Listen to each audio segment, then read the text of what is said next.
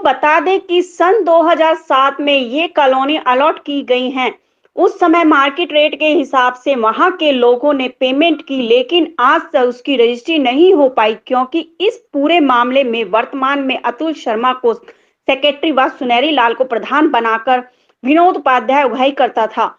Society के सदस्यों को धमकाने का प्रयास कई बार कर चुके हैं। बताया जा रहा है कि विनोद उपाध्याय पर 2 बार सोसाइटी के सदस्यों ने एफआईआर दर्ज हो चुकी है।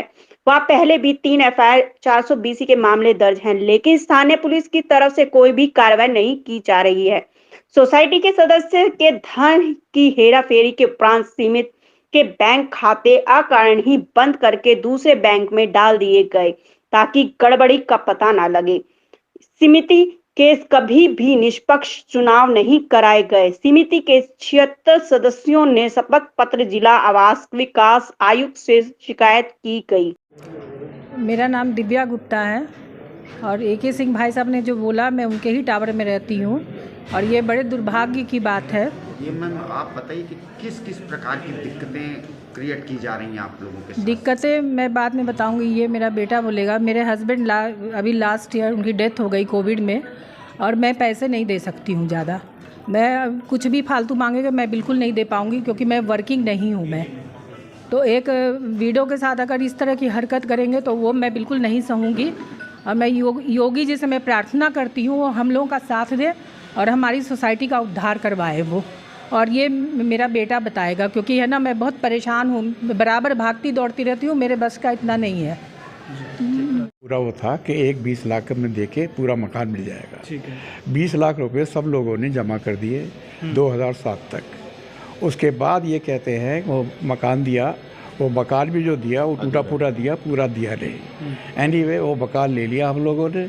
उसके बाद रजिस्ट्री के लिए ये कहते हैं कि आपको और पैसा देना है, जबकि ये सारा का सारा प्रूफ हमारे पास है। हमने सारे पैसे जो 20 लाख का रुपया था वो पूरा सब दे दिया गया है।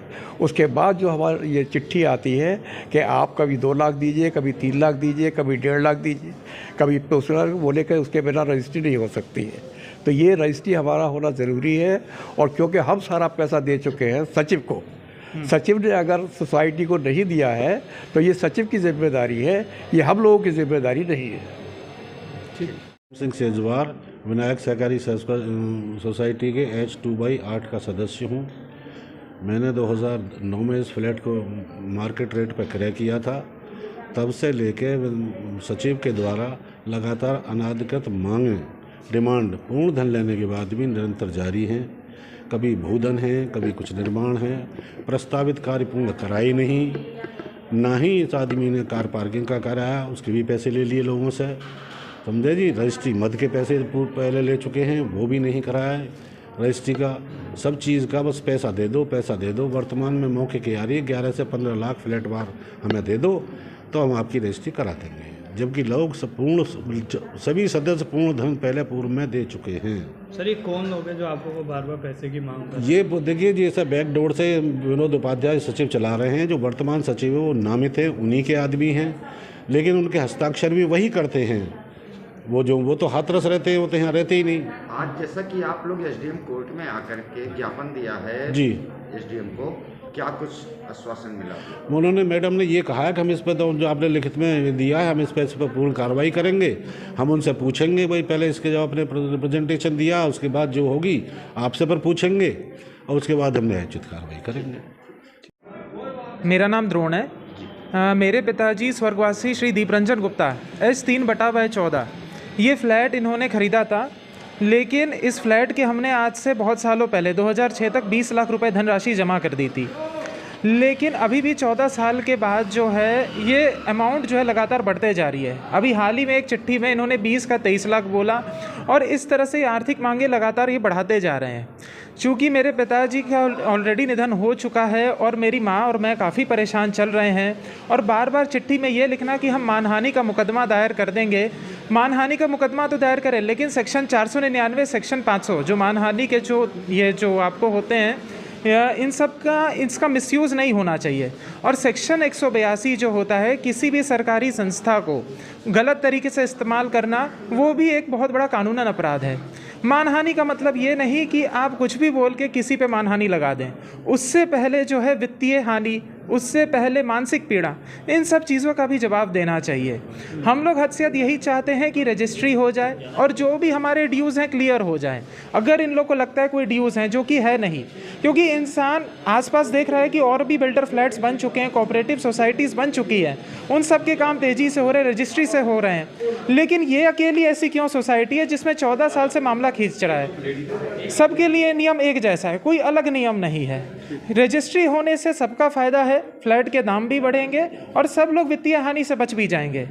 बस इतना ही। सिंह है और मैं विनायक सहकारी आवास समिति में मकान नंबर H3/12 H3/12 का निवासी हूँ।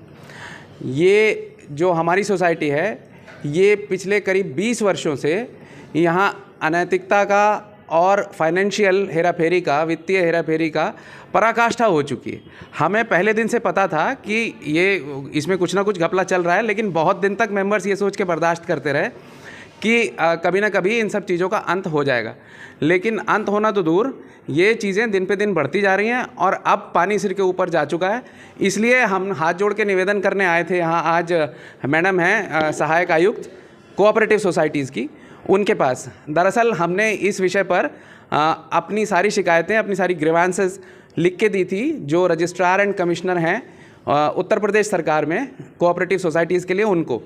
तो उनके आदेश के बाद मैडम ने आज 14 तारीख को हमें मिलने का अपॉइंटमेंट दिया था।